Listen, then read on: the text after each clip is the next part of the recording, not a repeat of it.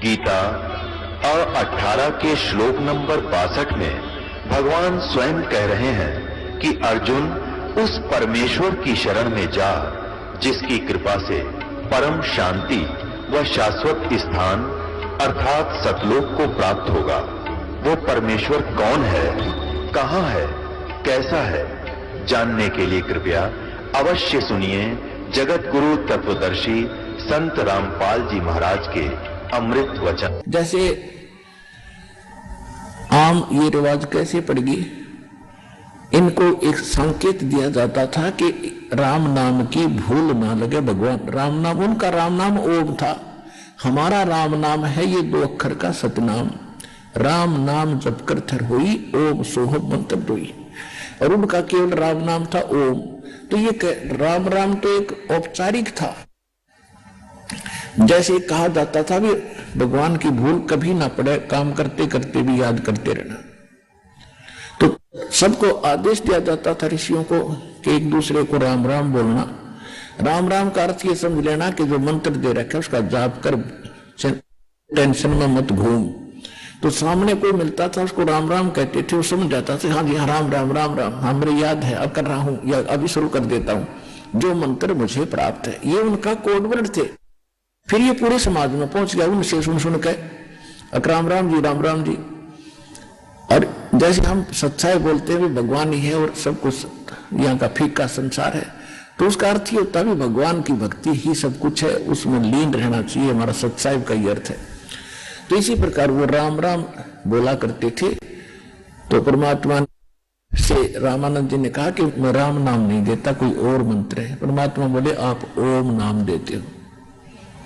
रामानंद जी बैठ गया, बुढ़ा आदमी, ये तो भाई सचमुच कति जानी जान है।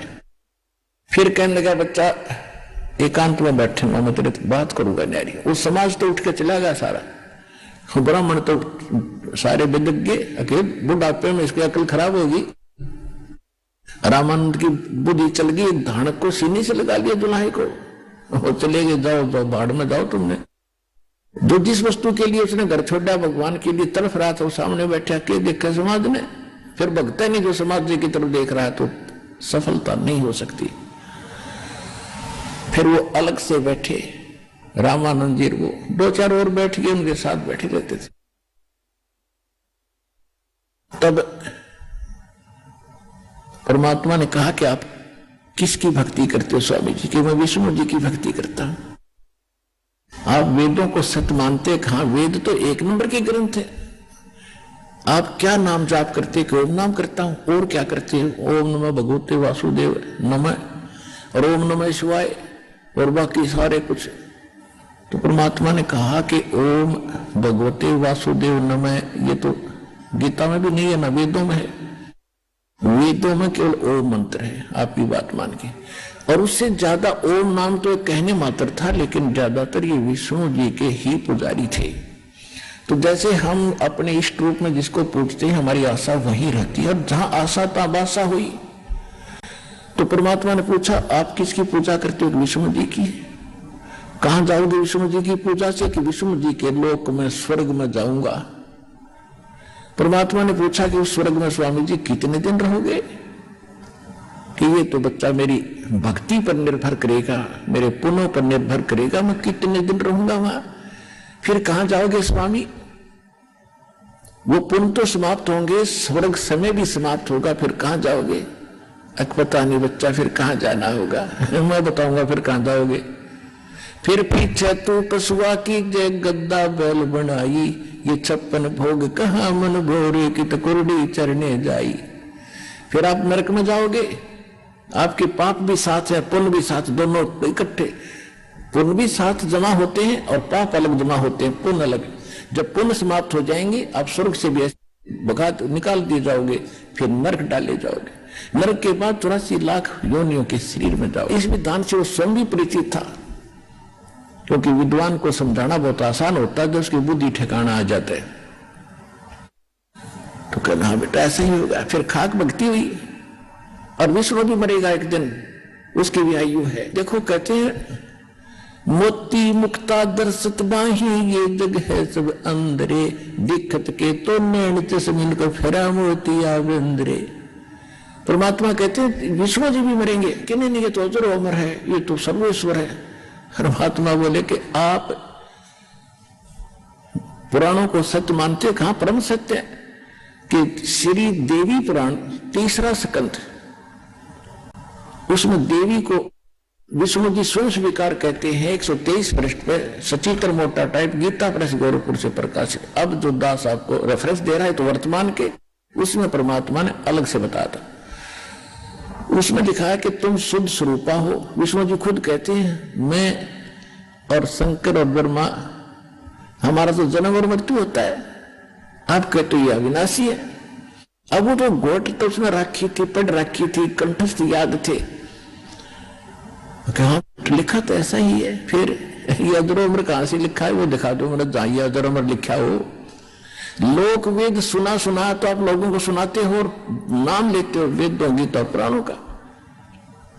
अब वो आदमी कति छक्के छूट गए उसके, आंडी पाक रहा था, विद्वान पाक रहा था।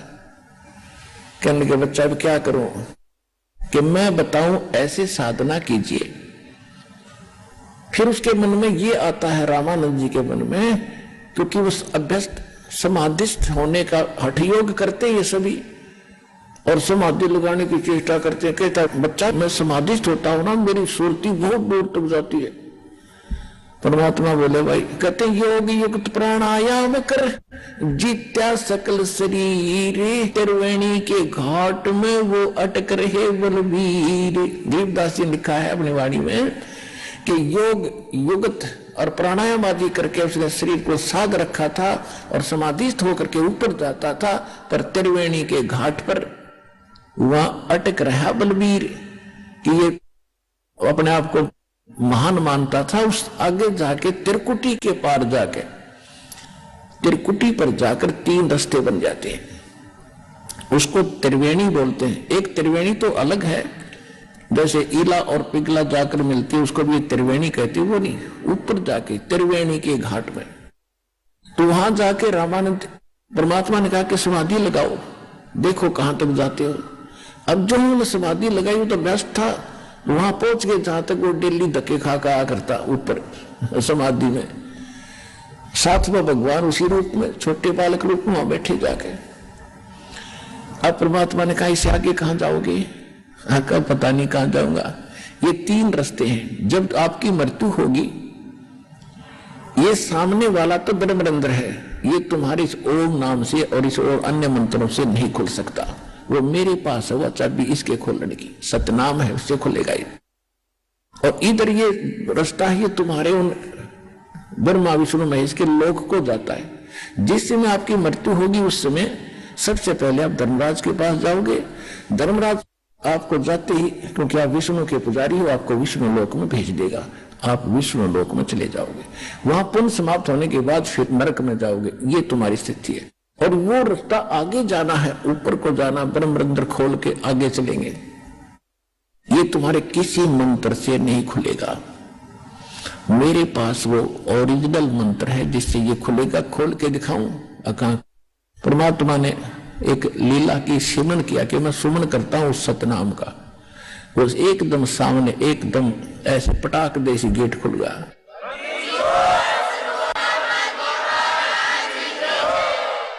अब समाधि में सौपन सा होता है, सब प्रत्यक्ष दिखाई देते रहते, सब क्रियाएं करता है इंसान। शरीर यहां होता है, ऊपर से मानसिक सब क्रियाएं स्पष्ट हो रही होती। तो परमात्मा उनको लेकर अंदर गए और कहा कि आगे, अभी आगे नहीं ले जाऊंगा, अब आप जाओ वापस। हाँ, परमात्मा को फिर उसको ऊपर जाके दिखाया कि देख, आप जिसको निराकार कहते हो ये है उस काल। और फिर परमात्मा सचखंड में लेकर गए उसको, सतलोक में।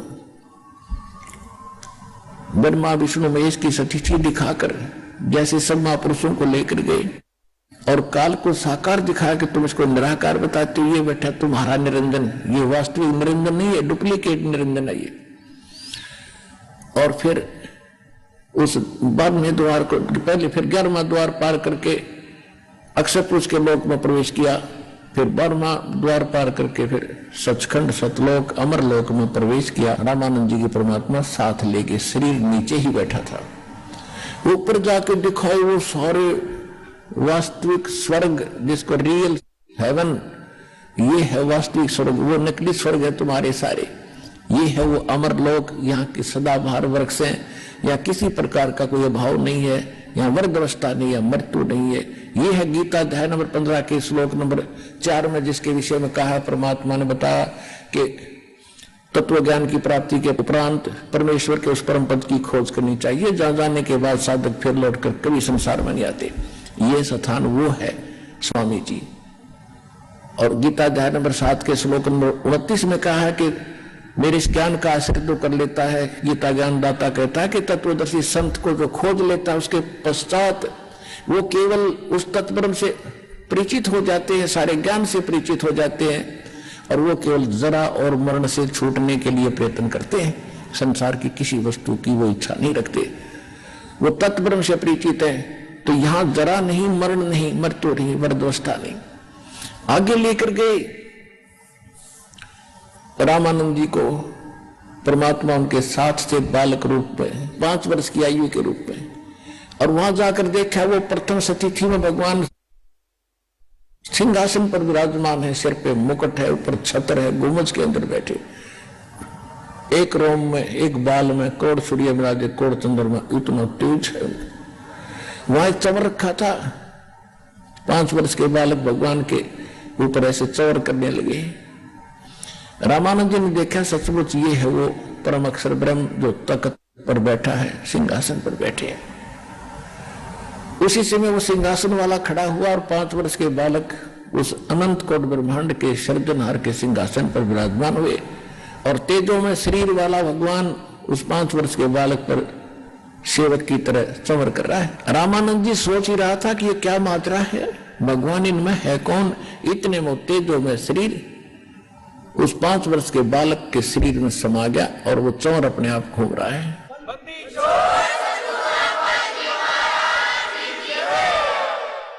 और परमात्मा को 5 वर्ष के बालक का नूर उतना ही हो गया जैसे एक रोम में करोड़ सूर्य मिला करोड़ चंद्रमा, इतना नूर हो गया उनका। फिर परमात्मा ने बताया कि हम ही अलख अल्लाह हैं, कुतुब गौस और पीर, गरीबदास खालिक नाम हमारा नाम कबीर। ए स्वामी सृष्टा में सृष्टि हमारे तीर, दास गरीब अदर बसु अवगत सत कबीर। अब आंखों देख लिया। फिर परमात्मा ने कहा कि आप जाओ, संकेत किया, सेकंड के अंदर आत्मा वापस शरीर में आ गई। रामानंद जी देखा सामने 5 वर्ष का बालक फिर बैठे न्यू का न्यू आ गए, जहां बात हो रही थी उनकी। 104 साल का वृद्ध पंडित विद्वान चरणों में गिर गया। होए होए बोलत रामानंद जी सुनो कबीर करतारे, गरीबदास सब रूप के तुम ही सर्जनहारे। दो ठोर है एक तू भया एक से दो, गरीबदास हम कारणे तुम आए हो मगजो। बोलो सतगुरुदेव।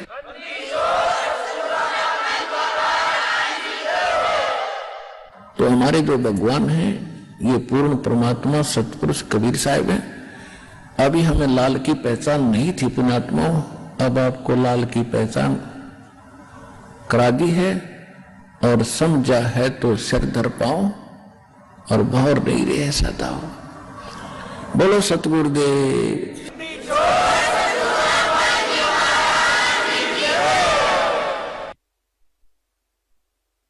परम पिता परमात्मा पूर्ण ब्रह्म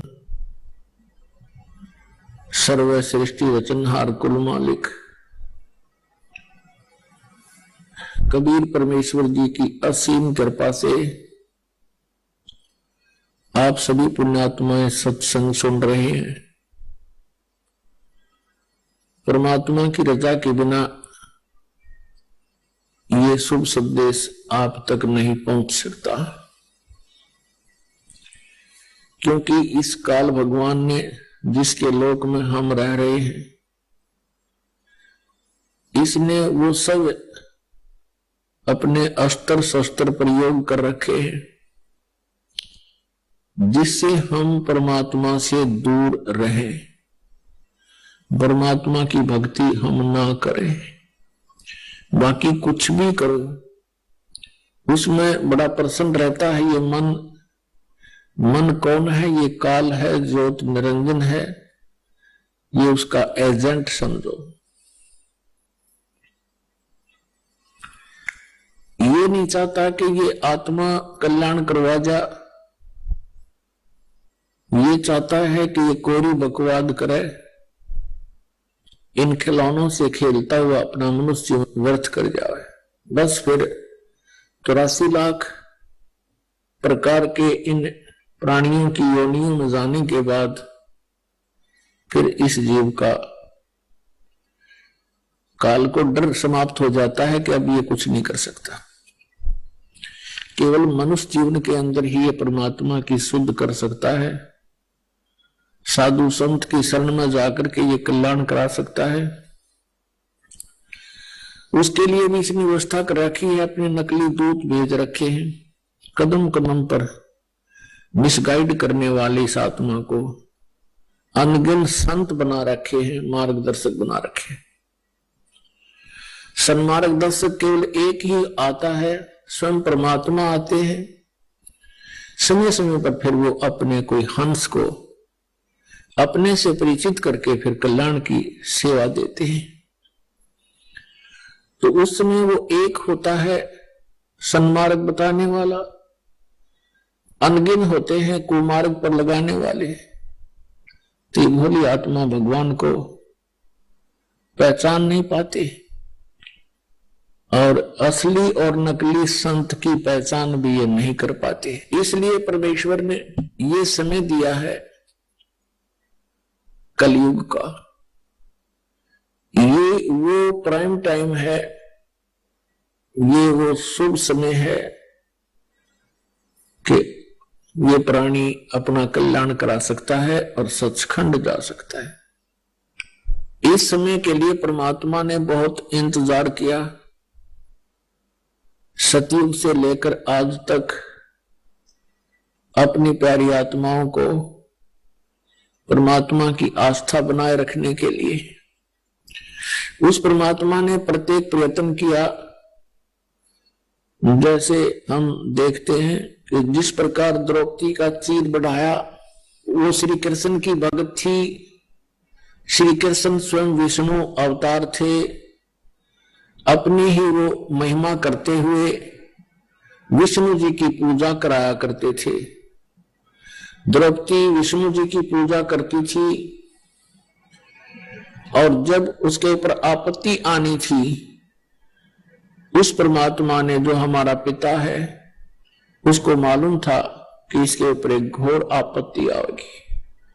उससे पहले स्वयं ही एक साधु रूप बना करके द्रौपदी को मिले जब वो स्नान करने के लिए दरिया पर गई हुई थी, गंगा पर गई हुई थी, और वहां एक लीला की, एक सूरदास की, अंधे महात्मा की, और द्रौपदी ने अपनी साड़ी में से एक कपड़ा फाड़ कर दरिया में डाला था, क्योंकि साधु की लंगोटी बह गई थी जल में, वो गहरे जल में खड़ा था शर्म का मारा। उस एक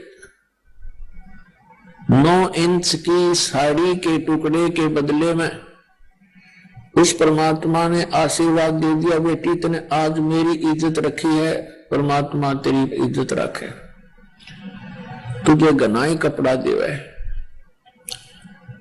जिस समय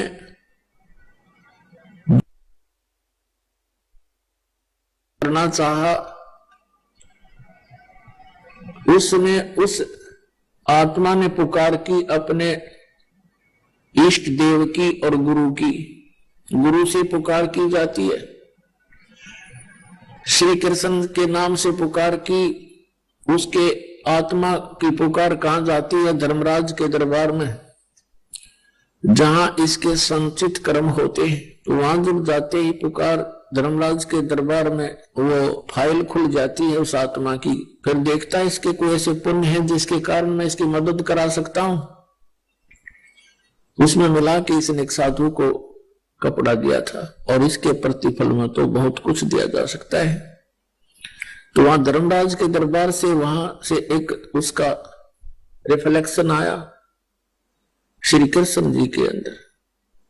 श्री कृष्ण जी वहां रुक्मिणी के साथ शतरंज खेल रहे थे अपने घर पे और उन्होंने अनंत कहा ऐसे हाथ ऊपर न करके। रुक्मिणी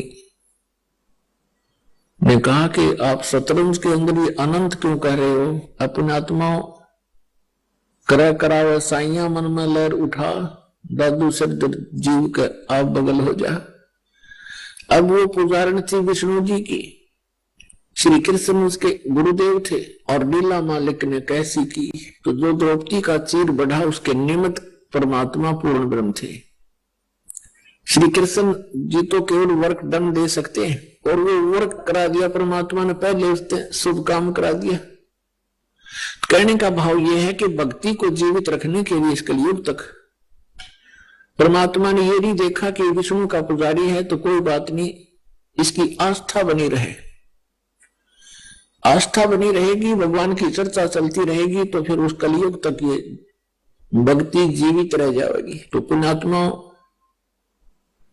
अब वो समय आ गया है कि पूरा विश्व पार हो सकता है।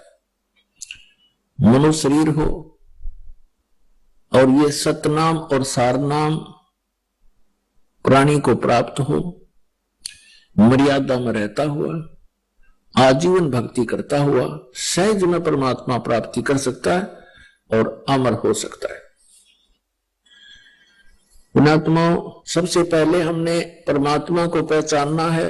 आजा बंदे शरण राम की, फिर पाछे पछतावेगा। बालों की भीत पवन का खंबा, कब लग खैर मनावेगा। काल बलि तेरे सिर पर बैठा, भुजा पकड़ ले जावेगा। मात पिता तेरा कुटुंब कबीला सारा ही खड़ा लिखावेगा। फिर कहते हैं धर्मराय तेरा लेखा लेगा, वहां क्या बात बनावेगा। लाल खंभ से बांधा जा बिन सतगुरु कौन छुटावेगा। दिया लिया तेरे संग चलेगा, धरा ढक्या रह जावेगा। कहे कबीर सुनो भी साधो, अपनी करनी के फल पावेगा।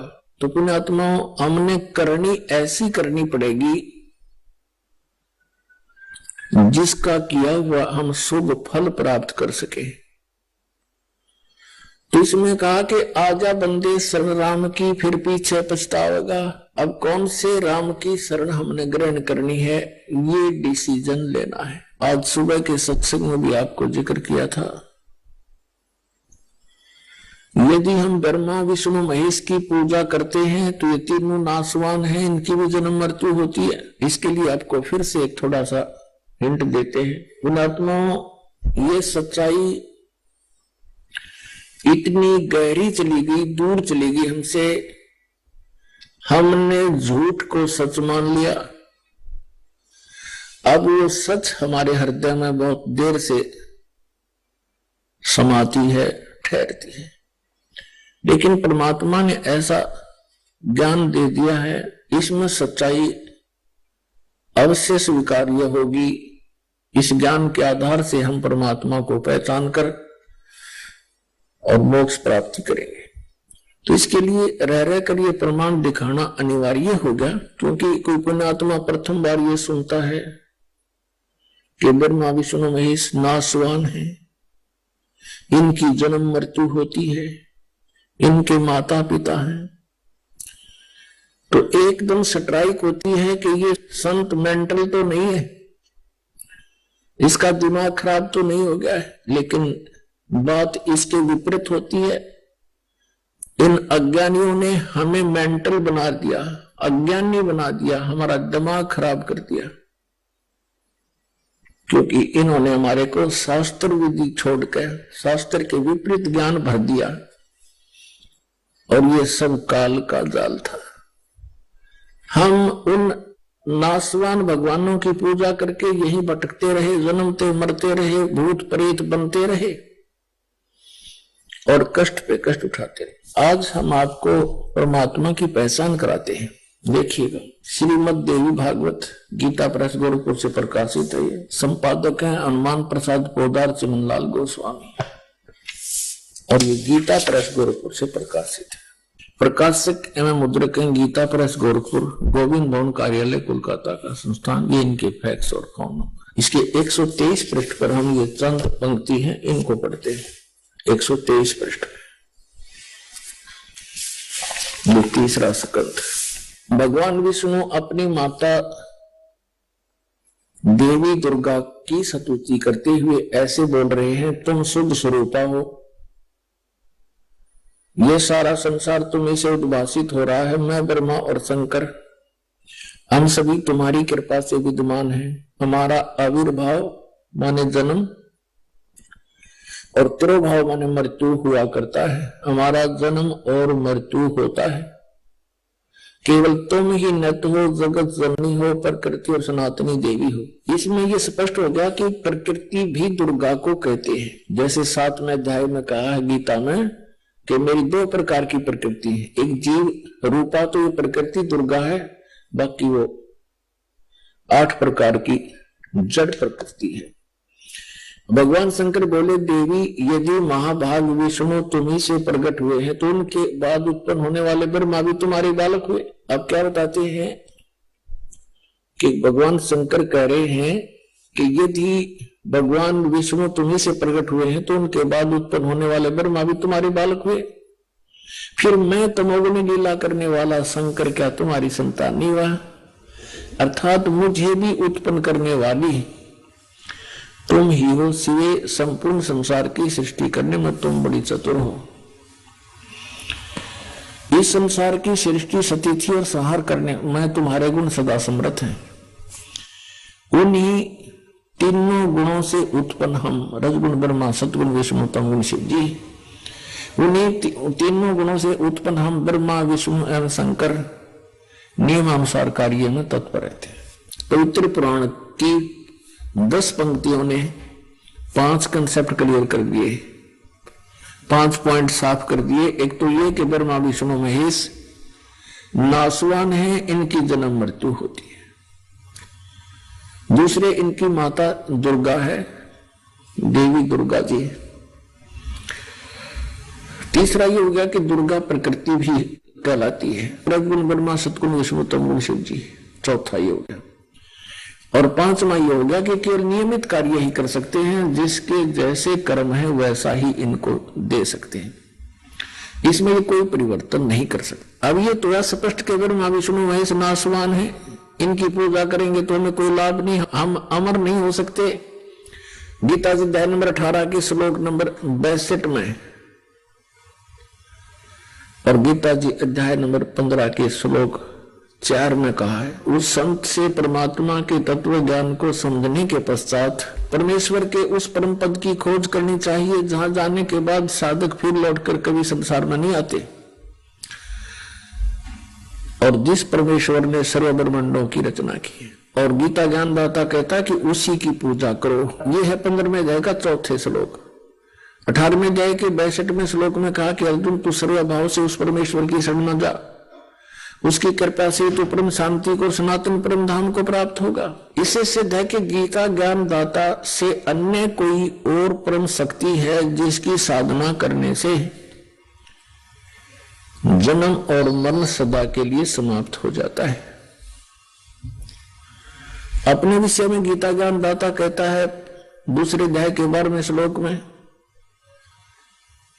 4थे अध्याय के 5वें और 9वें श्लोक में, गीता अध्याय नंबर 10 के श्लोक नंबर 2 में गीता ज्ञानदाता कहता है, मेरे और तेरे अर्जुन बहुत जन्म हो चुके,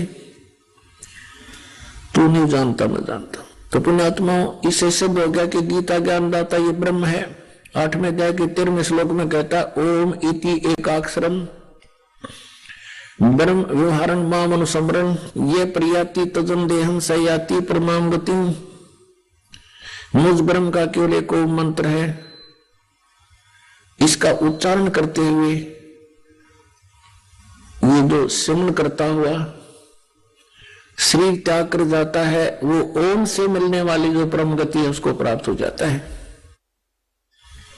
ओम से परम गति कौन सी प्राप्त होती है? ब्रह्मलोक प्राप्ति होती है। और ओम नाम ब्रह्म का है। इससे ऊपर दो परमात्मा और हैं ब्रह्म से ऊपर। इस ब्रह्म को सरपुरुष भी कहते हैं, इसको सरब्रह्म भी कहते हैं, ज्योति निरंजन काल भी कहते हैं। गीता जी अध्याय नंबर 15 के श्लोक नंबर 16 में दो पुरुष बताए, सरपुरुष और अक्षर पुरुष। सरपुरुष तो ये ब्रह्म है, ये 21 ब्रह्मांड का स्वामी है। और अक्षर पुरुष ये 7 संख ब्रह्मांड का प्रभु है, स्वामी है।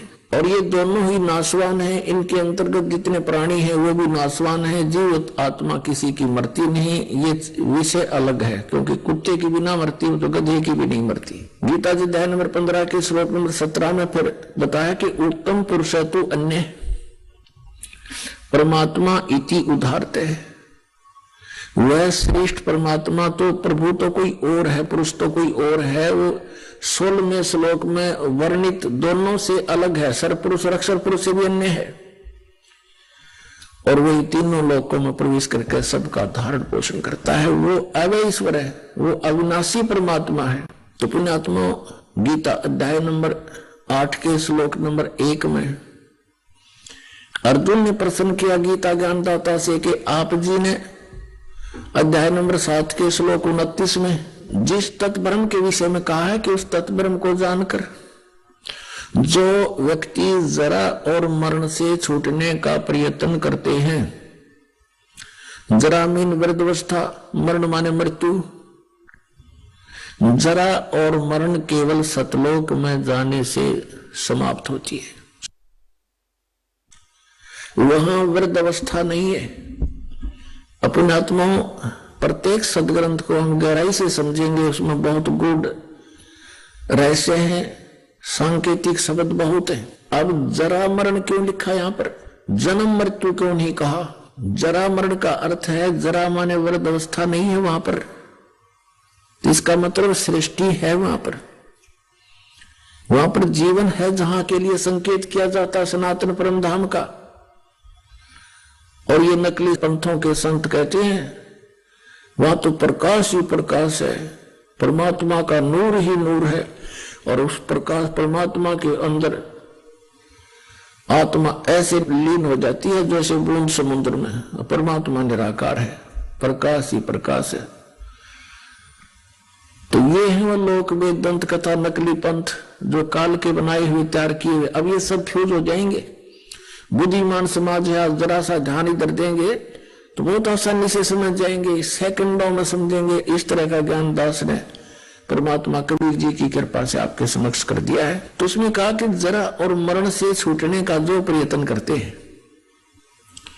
वो तत्ब्रह्म विदु, तत्ब्रह्म से उस तत्ब्रह्म को जानते, तत्ब्रह्म को से परिचित है, सारे आध्यात्मिक ज्ञान से परिचित है और सब कर्मों से परिचित है। अर्जुन ने 8वें अध्याय के प्रथम मंत्र में पूछा, प्रभु फिर किम तत्ब्रह्म? वो तत्ब्रह्म क्या है, अध्यात्म क्या है और ये कर्म क्या है, मुझे डिटेल से बताइए। 8वें अध्याय के 3रे श्लोक में गीता ज्ञानदाता ने कहा कि वो परम अक्षर ब्रह्म है। तो पुण्यात्मा परम अक्षर ब्रह्म कहो, परम अक्षर पुरुष कहो, सरपुरुष कहो, सरब्रह्म कहो, अक्षर पुरुष कहो, अक्षर ब्रह्म कहो, ये 3 परमात्मा है, सरपुरुष, अक्षर पुरुष और परम अक्षर पुरुष। इनको हम ऐसे नहीं बोल सकते हैं सरब्रह्म, अक्षर ब्रह्म और परम अक्षर ब्रह्म। इनकी अपनी अपनी पावर है। 21 ब्रह्मांड का स्वामी है सरब्रह्म, सरपुरुष। 7 संग ब्रह्मांड का प्रभु है अक्षर पुरुष, अक्षर ब्रह्म, जिसको परब्रह्म भी कहते हैं। और ओवरऑल कंट्रोलर असंख्य ब्रह्मांड का स्वामी है परम अक्षर ब्रह्म, जो गीता अध्याय नंबर 15 के श्लोक नंबर 17 में कहा है। उत्तम पुरुष तो अन्य है, वो श्रेष्ठ प्रभु तो परमात्मा तो कोई और है, वो परम अक्षर ब्रह्म है। और वही तीनों लोकों में प्रवेश करके सबका धारण पोषण करता है। वो अविनाशी परमात्मा, जैसे 15वें अध्याय के गीता के श्लोक नंबर 1 में कहा है, ऊर्ध्व मूलम, ऊर्ध्व मन ऊपर को, अधः शाखम नीचे को शाखा वाला। ये उल्टा लटका हुआ संसार रूपी वृक्ष है। और जो संत इसके सभी विभाग बता देगा, जड़ तना डार पत्ते शाखा सवेदवित, वो तत्वदर्शी संत है। तो इसमें स्पष्ट हो गया कि कहते वो तीनों लोकों में प्रवेश करके सबका धारण पोषण भी वो परम अक्षर ब्रह्म ही करता है। वो मूल है सब पूरे विश्व का, असंख्य ब्रह्मांडों का जनक है, सबका पालनहार है। यानी तीनों लोकों में प्रवेश करके सबका धारण पोषण भी वही करता है। बस सीधी सी बात। तो इन ब्रह्मा विष्णु में ये सब ब्रह्म और इनका रोल्ला खत्म हो जाता है, लेकिन ये निमित्त बनाए जाते हैं क्योंकि यहाँ के प्रधान बना रखे। अब इतना समझो कि जैसे एक बार फ्लड आया था हरियाणा में 1995 में, उसमें सरकारी बजट मुश्किल से 600-700 करोड़ था और एस्टिमेटेड जो नुकसान हो गया था वो 900 करोड़ का। तो सरकार नहीं भर सकती थी, हरियाणा सरकार, केंद्र सरकार ने 900 करोड़ की एड दी थी जनता का। कोई किसी का मकान गिर गया, किसी का ट्यूबवेल खराब हुआ था, कोई फसल मुआवजा था, पशु मर गए थे, उसके लिए। तो वो एड आई थी सेंटर पे और डिस्ट्रीब्यूट की थी तहसीलदार और पटवारिया ने। अब वहां जिसने वो पैसा प्राप्त हुआ, किसी का ट्यूबवेल खराब हो गया, 10,000 रुपए मिले, तो उसने ये कहा कि मुझे तो पटवारी ने 10,000 रुपए दिए। पटवारी कहां से देता जब सेंटर पे ऐड नहीं आती? तो जैसे संसार रूपी वृक्ष के जड़ तो पूर्ण परमात्मा है, सेंटर समझो केंद्र, और टहनियों को फल लगते हैं ये पटवारी समझो। अक्षर पुरुष एक पेड़ है, निरंजन वा की डार, सरपुरुष वा की डार, तीनों देवा शाखा है ये पात रूप संसार। इन तीनों टहनियों के जो फल लगते हैं ये हमें वर्क डन देते हैं। और वर्क डन आता कहां से? केंद्र से, जड़ से आता है, तब इनका फल लगते हैं। तो हमने उस मूल की पूर्ण परमात्मा की पूजा करनी है, पूर्ण परमात्मा की भक्ति करेंगे, सत्पुरुष की, तो हमारे शुभ कर्म बनेंगे। तो ये ब्रह्मा विष्णु महेश बिना मांगे देंगे आपको, ये नियमत है। जैसे आपको बताया पटवारियों ने धन दिया लेकिन आया केंद्र से था। समझदार को संकेत बहुत होता है। अब यहां 8वें अध्याय के एक श्लोक में स्पष्ट हो गया कि वो परम अक्षर ब्रह्म है।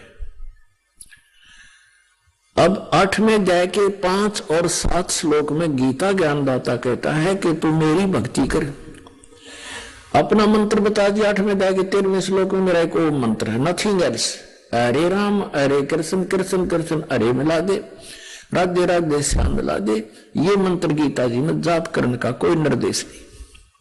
तो ये शास्त्र विधि को त्याग कर मनमाना आचरण है, व्यर्थ है, यूजलेस है। इस जाप से जीव को कोई लाभ नहीं हो। और ना ही ओम नमः शिवाय, न ओ भागवते वासुदेव नमः, ना वो सैन सरनामा।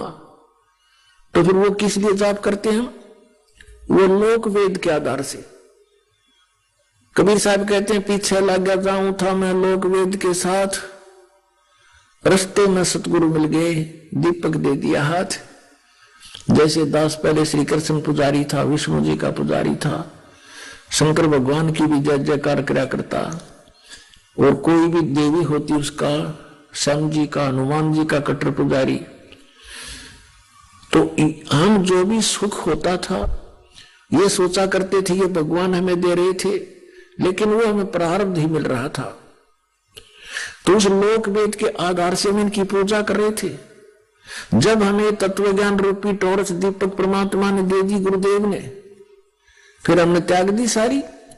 फिर हम मूल की पूजा करेंगे, टहनियों की थोड़ी करेंगे।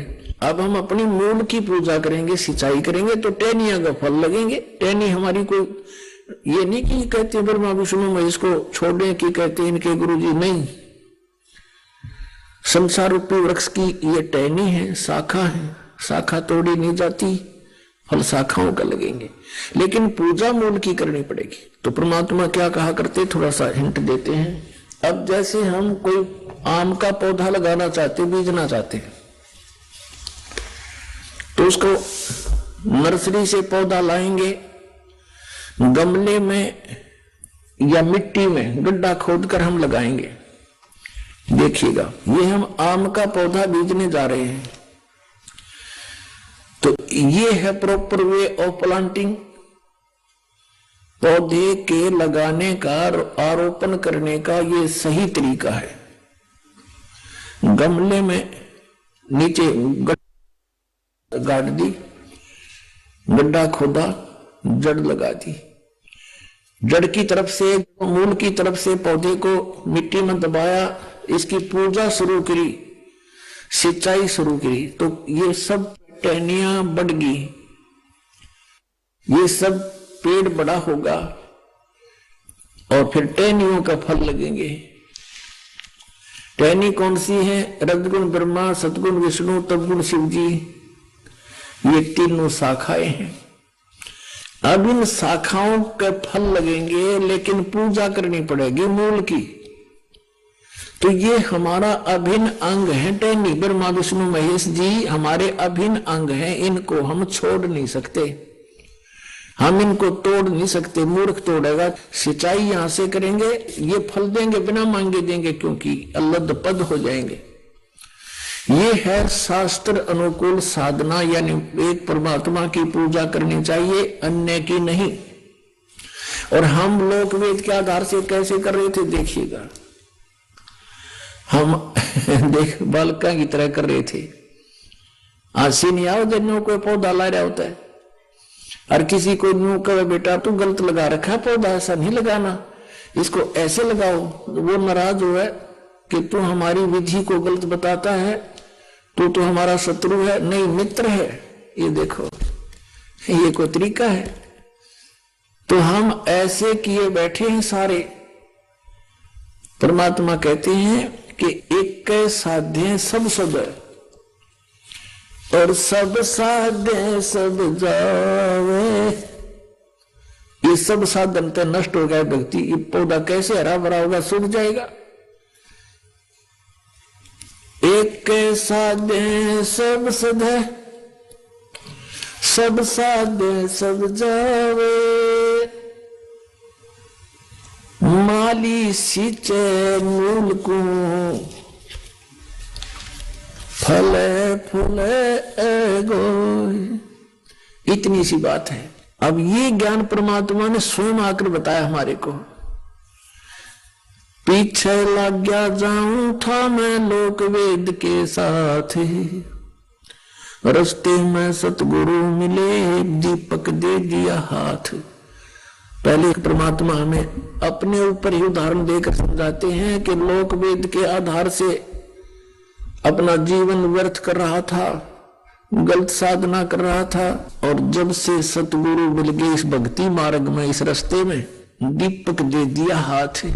ये तत्व ज्ञान रूपी टॉर्च दे दी, लंप दे दिया कि इस लंप की रोशनी में हम कुमार्ग पर नहीं जाएंगे, सुमार्ग पर चलेंगे। अब गीता जी अध्याय नंबर 15 के श्लोक नंबर 17 में स्पष्ट हो गया कि परम अक्षर ब्रह्म है।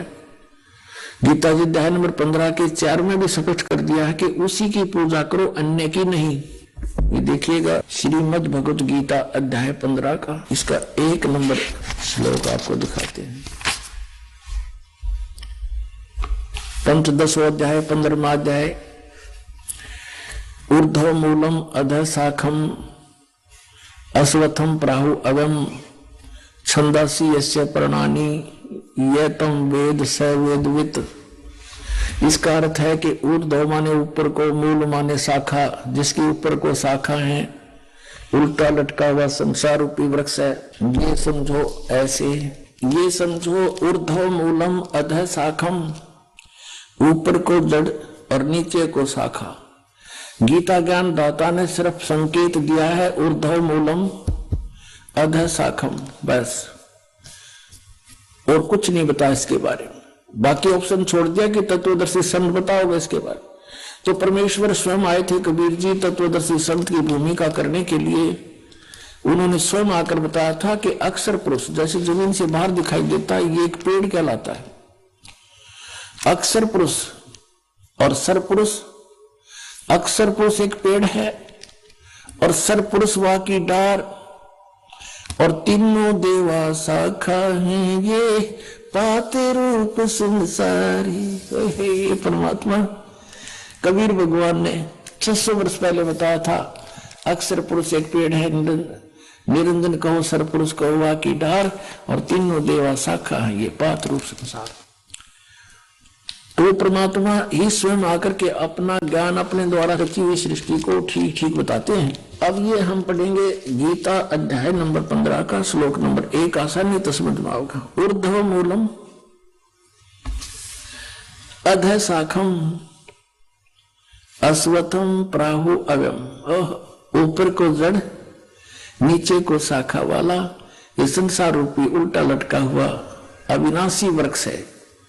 छंदासी यस्य प्रणानी, इसके छंद माने विभाग, पत्ते आदि इसके जो विभाग हैं, जो ये तम वेद जो उसको जानता है, इन सब को जानता है विस्तार से। स वेदवित, वह वेद के तात्पर्य को जानने वाला है। इनका अनुवाद गलत देखो। आदि पुरुष परमेश्वर मूल वाले, यानी ऊपर जो मूल है जड़ रूपी परमात्मा, वो तो परम अक्षर ब्रह्म है। आदि पुरुष परमेश्वर सर्वशक्तिमान, ये पूर्ण परमात्मा परम अक्षर ब्रह्म है। या ये उन्होंने अनुवाद गलत कर दिया। अध शाखम, अध माने नीचे करना था। ये देखो इसी के दूसरे श्लोक में ये अनुवाद में अध माने नीचे, अध माने नीचे, इस दूसरे श्लोक में। तो यहां अध माने नीचे आना चाहिए था। अध शाखम, नीचे को शाखा, ऊपर को मूल वाला, नीचे को शाखा वाला। संसार रूपी वृक्ष को अविनाशी कहते हैं। वेद जिसके पत्ते कहे गए हैं, उस संसार वृक्ष को जो पुरुष मूल सहित तत्व से जानता है, यानी जड़ते लेकर पत्तों तक जो बता देता है, स वेदवित, वह वेद के तात्पर्य को जानने वाला, अर्थात वो तत्वदर्शी संत है। अब यहां क्या कहा है, अब हम चौथे में आ जाते हैं कि तत्वदर्शी संत की प्राप्ति के उपरांत गीता अध्याय नंबर 15 का ये श्लोक नंबर 4 है। ये श्लोक नंबर 4 है यहां पर। उसके पश्चात उस परम पद रूप परमेश्वर को भली भांति खोजना चाहिए, जिसमें गए हुए पुरुष फिर लौट कर कभी संसार में नहीं आते। आइए अब हम उन श्रद्धालुओं के अनुभव जानते हैं जो जगत गुरु तत्वदर्शी संत रामपाल जी महाराज जी से दीक्षा प्राप्त कर चुके हैं तथा उनके द्वारा बताए गए भक्ति मार्ग पर चल रहे हैं। सर नमस्कार। नमस्कार सर। सर क्या नाम है आपका? लक्ष्मण सिंह राजपूत।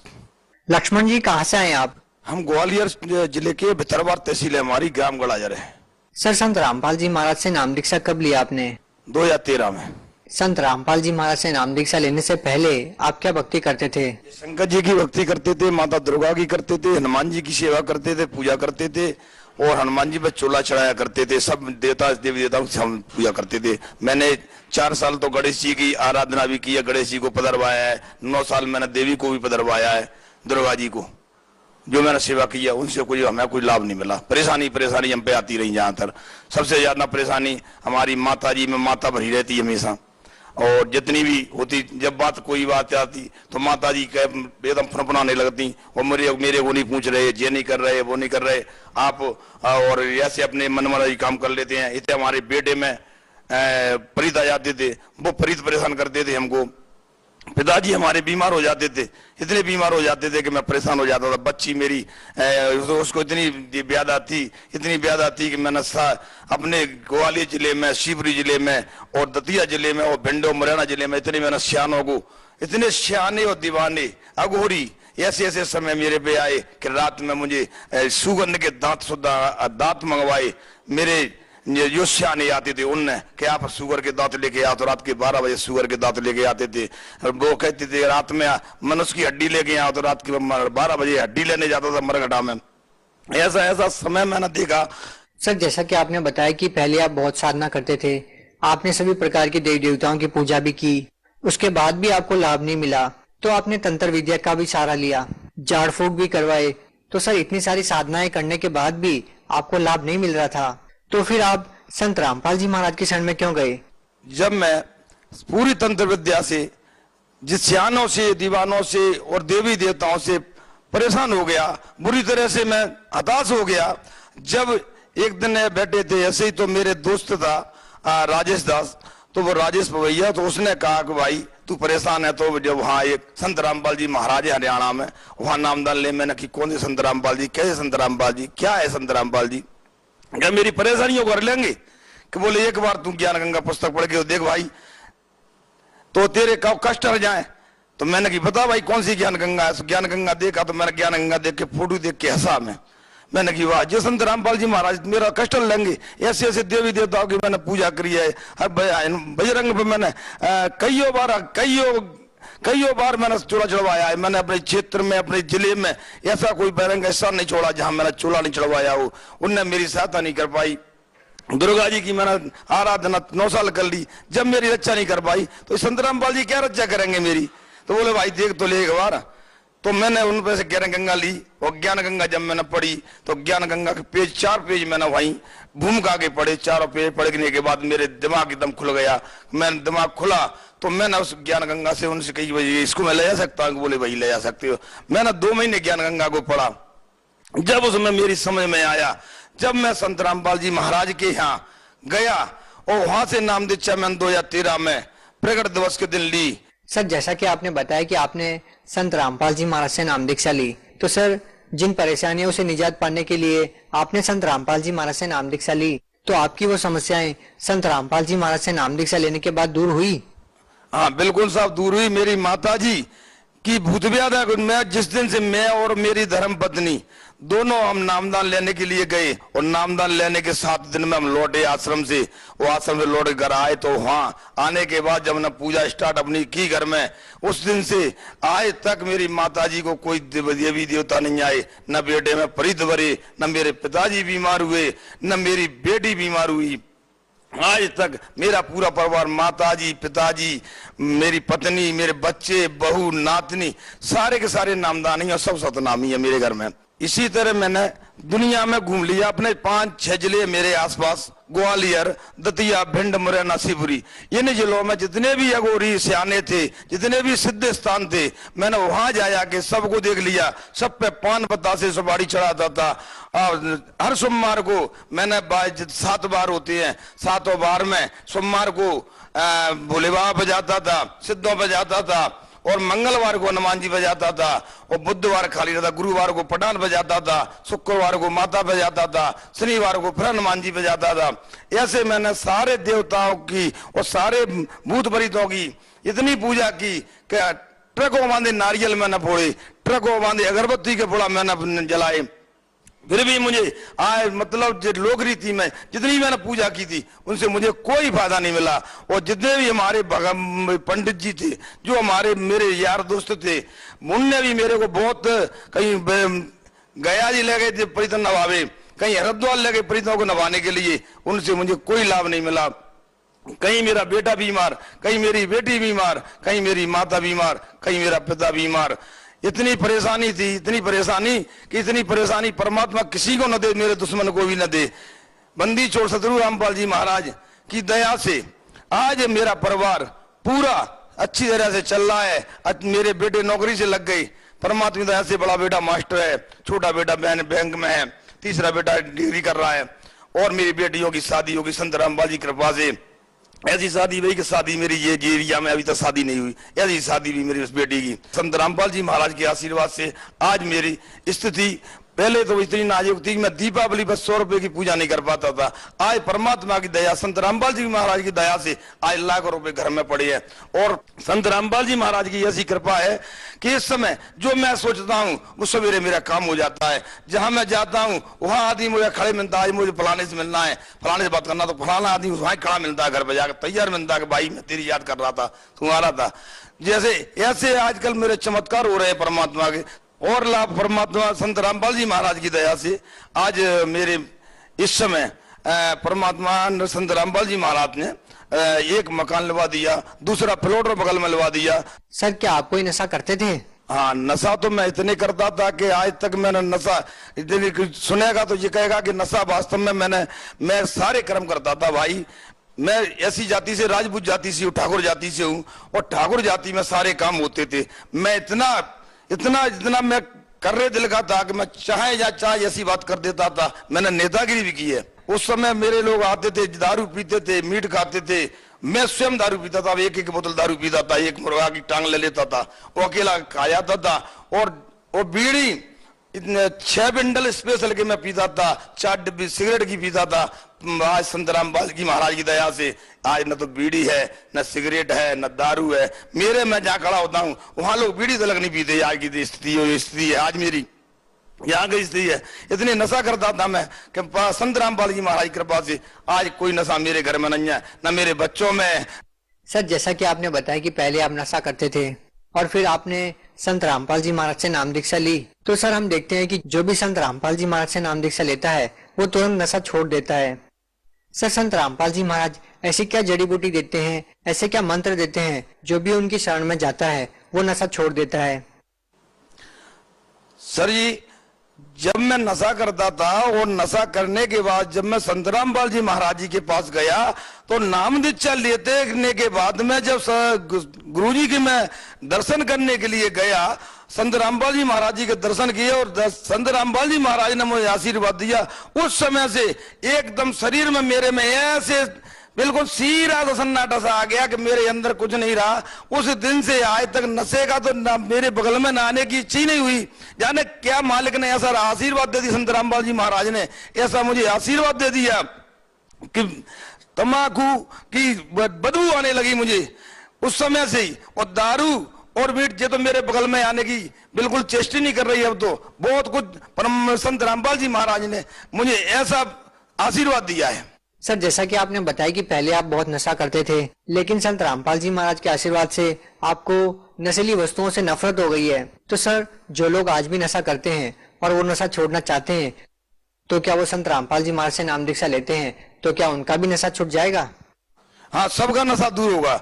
किसी का भी कैसा भी नशा हो, कोई बीड़ी पीता हो बीड़ी छूट जाएगी, तंबाकू खाता हो तंबाकू छूट जाएगी, दारू पीता हो दारू छूट जाएगी। जैसा भी नशा करता हो, कोई एमाल भी कैसा भी करता हो, सारा एमाल पूरा छूट जाएगा। क्योंकि मेरे में इतने एमाल थे वो शायद किसी में होंगे। मैंने नेतागिरी भी करी है, मैंने किसानी भी की है, मैंने ठकुरासी भी की है। मैंने सारे कर्म करने के बाद में मैं एक आवाज ऐसी जब आवाज देता था तो अच्छे अच्छे कब जाते थे लोग। जब ऐसे काम मेरे सारे छूट गए संत रामपाल जी महाराज की दया से, तो मैं जानता हूं कि मेरे से तो बहुत लोग कम ऐसे कम ही होंगे और उनकी तो तुरंत ही छूट जाएंगे आते के साथ ही। सर, आप भगत समाज को क्या संदेश देना चाहते हैं? भगत समाज को मैं संदेश क्या देता हूं, मैं उनसे प्रार्थना कर सकता हूं, मैं अपने भाइयों से बहनों से, कि ऐसी भक्ति और ऐसी सच्ची भक्ति, ऐसी सबसे बड़ी बात तो ये है कि ऐसा ज्ञान किसी के यहाँ नहीं है। जहां मैंने बहुत से गुरुओं के पास जाके देखा, बहुत से पंडितों से मेरा संपर्क हुआ है। मेरे दरबार में 24-32 शास्त्री हैं। 32 शास्त्रियों के मैंने आमू सामू सत्संग करके देख लिया। कोई भी शास्त्री ऐसा नहीं है कि सामू टिक जाए। हमारे दरबार में एक शास्त्री था, डॉक्टर श्याम सुंदर पारासर जी। उन शास्त्रियों के पास हम गए, उनसे कहा कि भाई आए, हमने तुम्हारी कथा सुनी थी। तो वे बोले कि भाई मैं तो मेरी पेट पूजा है और आपकी भक्ति सच्ची है, आप संत रामपाल जी की भक्ति करें और मेरे पेट पर लात न मारे। तो मैं भगत समाज से ये कहना चाहता हूं भाई कि सारे के सारे लोग संत रामपाल जी महाराज से जुड़े और गुरु दीक्षा लें और इन पंडितों से बचें। क्योंकि ये पंडित हमें लूट रहे हैं, ये गिद्ध की तरह हमें नोच रहे हैं, हर जगह जगह जगह ठाड़े होकर नोच रहे हैं, हर जगह बात में नोच रहे हैं जी। इनसे बचें और संत रामपाल जी महाराज से नाम दीक्षा लें। जी, बहुत बहुत धन्यवाद आपका। सत साहिब जी।